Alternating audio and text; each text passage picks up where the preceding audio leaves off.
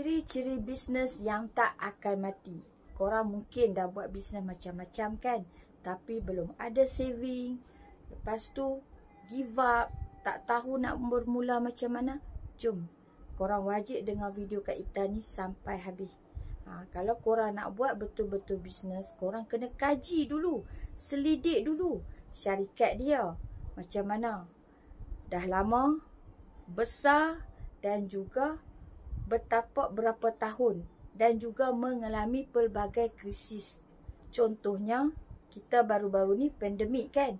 Tapi syarikat yang Kak Ita join ni, Masya Allah, dia bayar bonus juga. Dia tak tergugat pun sale dia. Nampak tak? Produk lebih pada 20 item. Dari hujung rambut sampai hujung kaki. Dan yang best sangat-sangat, dia punya marketing plan yang sangat bagus. Tak perlu main orang tengah. Korang faham kan main orang tengah macam mana? Dia kena agih-agih dulu. Tapi di syarikat Kak Ita ni terus direct daripada harga kilang. Dan juga ada ladang sendiri, proses sendiri. Dan yang paling-paling best, bisnes ni Masya Allah ada sistem support daripada mentor dan juga tim. Jadi kita tak langgar dinding lah. Korang nak tak? Bisnes korang ada mentor tak?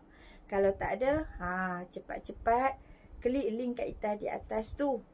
Isi maklumat sampai habis. Komen di ruang komen. Nak join bisnes ni. Tunggu Kak Ita. Hubungi korang secepat mungkin. Assalamualaikum.